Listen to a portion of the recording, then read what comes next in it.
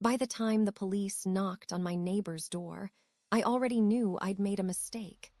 I just didn't know yet how badly it was going to cost her. Her name was Priya.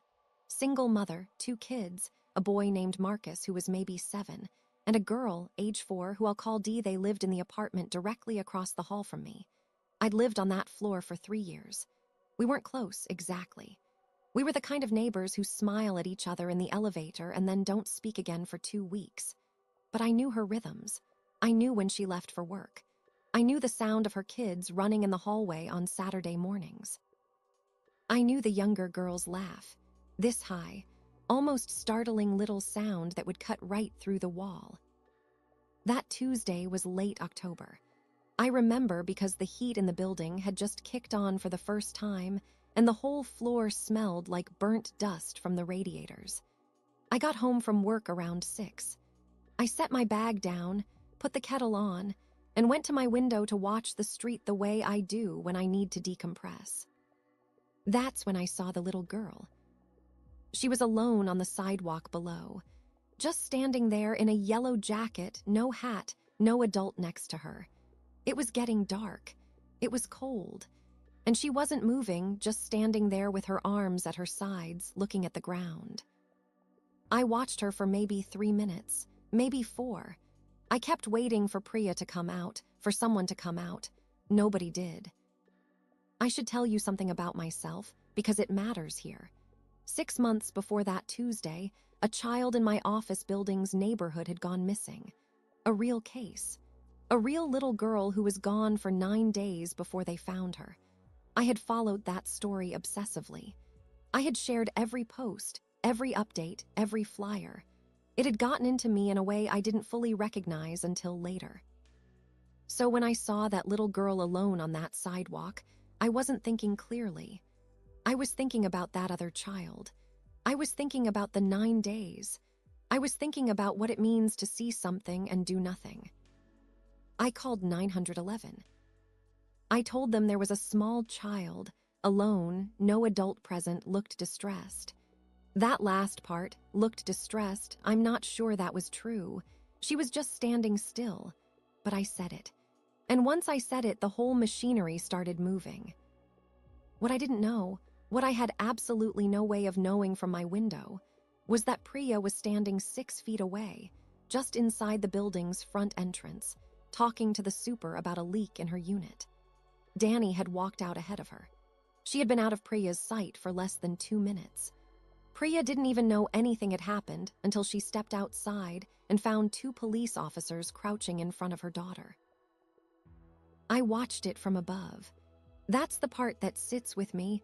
I watched the whole thing from my window like it was something happening to someone else. I saw the officers. I saw Priya come out and stop short when she saw them with her daughter. I saw her face change.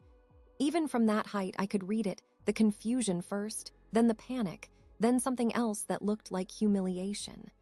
One of the officers was on a radio. The other was talking to Priya, writing things down. She had her hands on her daughter's shoulders the whole time, like she was afraid someone was going to take her.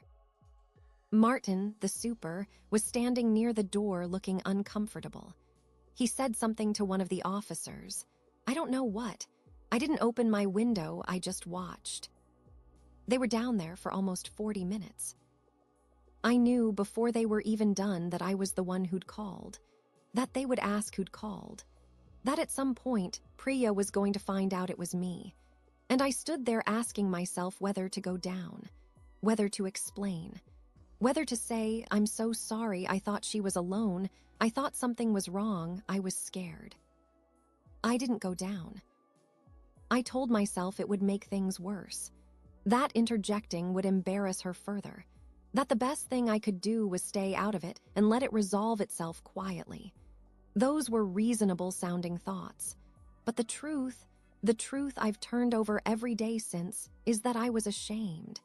And ashamed people protect themselves before they protect anyone else. Child Protective Services followed up 3 days later. I found out from Marcus, who mentioned it in the elevator, matter-of-factly, the way kids say things that land like stones. He said, "The people came to our house again. He said it like it was just a thing that had happened, like it was normal now. Priya never confronted me. She must have figured it out. There was no one else on that floor who had a sightline to the street. But she never said a word. What she did was stop making eye contact. Not in an angry way, in a way that was somehow worse. Like she just quietly removed me from her world and locked the door behind her. I've thought about knocking on her door more times than I can count. I've written the apology in my head dozens of different ways.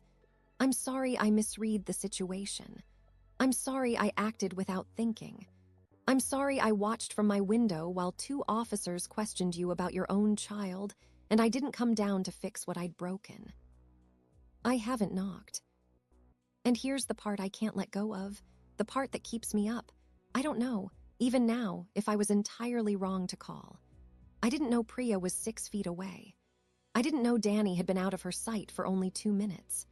What I saw was a 4-year-old standing alone on a dark street and no adult anywhere near her. If I had watched and walked away and something had happened, I know exactly what I would have told myself for the rest of my life.